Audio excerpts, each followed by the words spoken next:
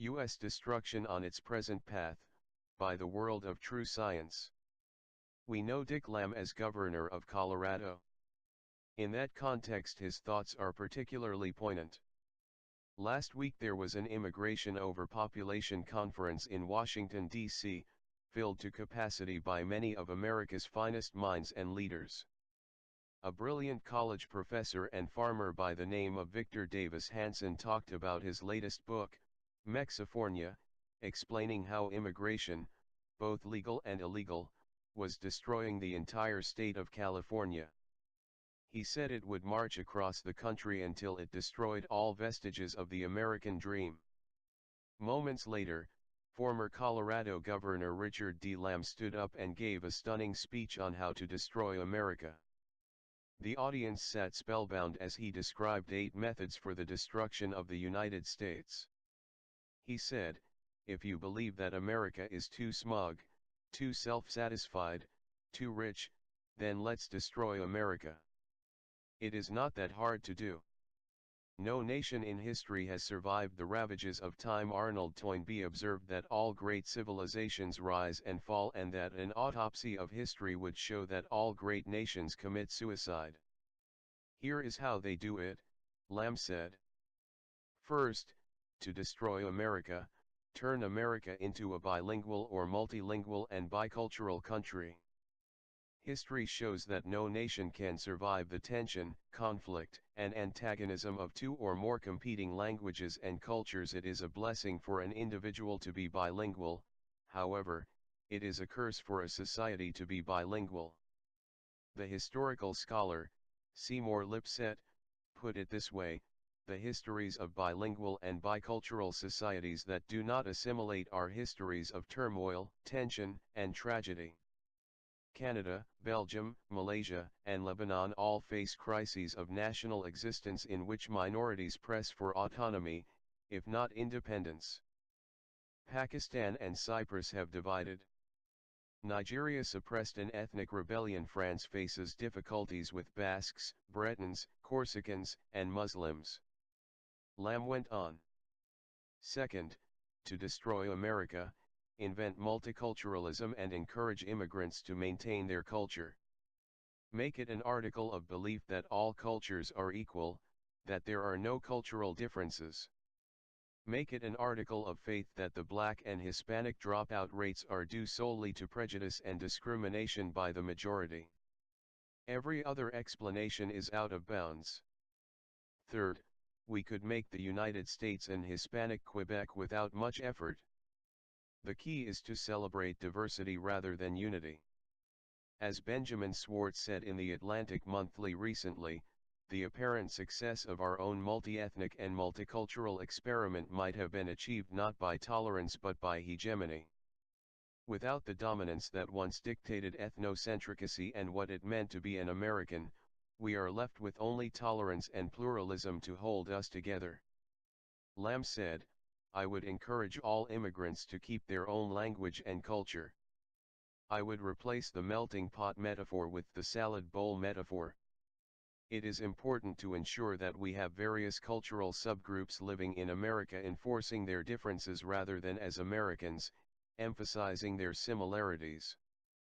Fourth, I would make our fastest growing demographic group the least educated.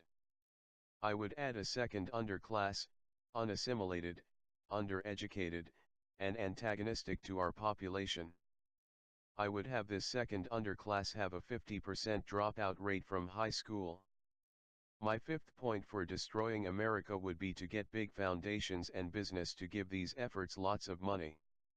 I would invest in ethnic identity, and I would establish the cult of victimology. I would get all minorities to think that their lack of success was the fault of the majority.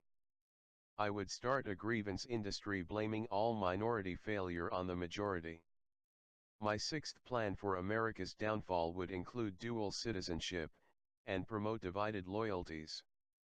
I would celebrate diversity over unity. I would stress differences rather than similarities. Diverse people worldwide are mostly engaged in hating each other, that is, when they are not killing each other. A diverse, peaceful, or stable society is against most historical precept. People undervalue the unity it takes to keep a nation together. Look at the ancient Greeks. The Greeks believed that they belonged to the same race, they possessed a common language and literature, and they worshipped the same gods. All Greece took part in the Olympic Games. A common enemy, Persia, threatened their liberty.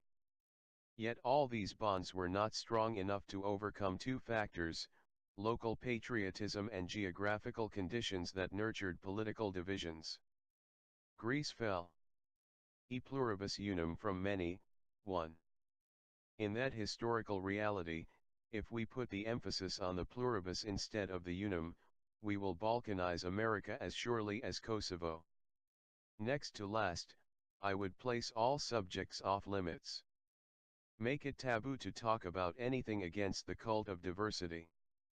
I would find a word similar to heretic in the 16th century, that stopped discussion and paralyzed thinking.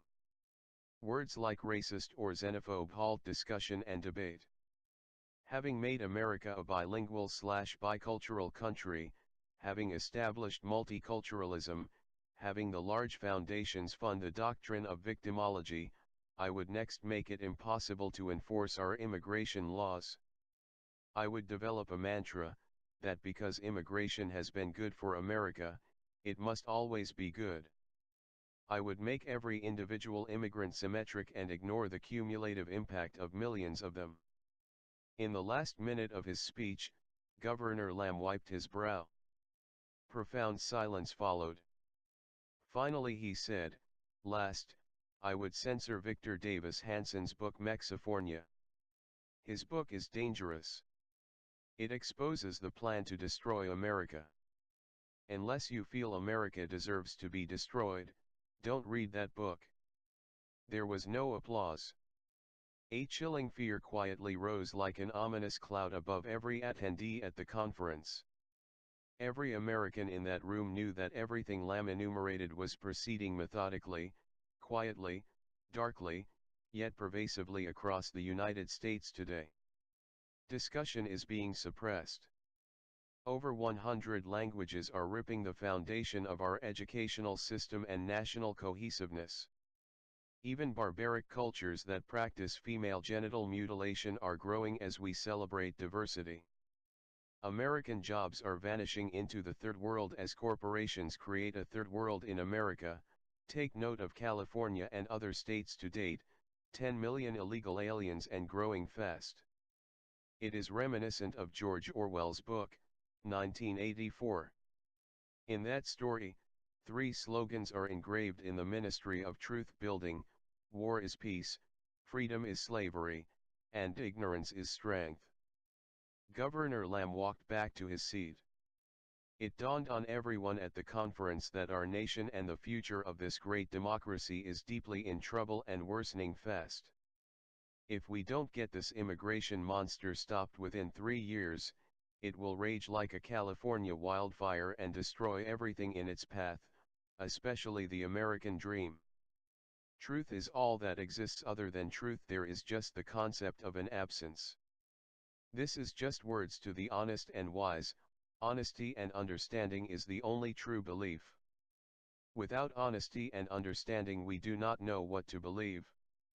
To accept others' opinion of the truth without proving it to yourself, it is being deceived, it is not believing. We must understand to believe. I do realize that the facts and truth is difficult for Christianity to face honestly. Until next time, sweet dreams. Truth will solve all our problems before we create them, and ignore or reject the truth, problems will multiply all by themselves. Have a great and a meaningful life, if it is at all possible. Just whispers, of the ghost of reality.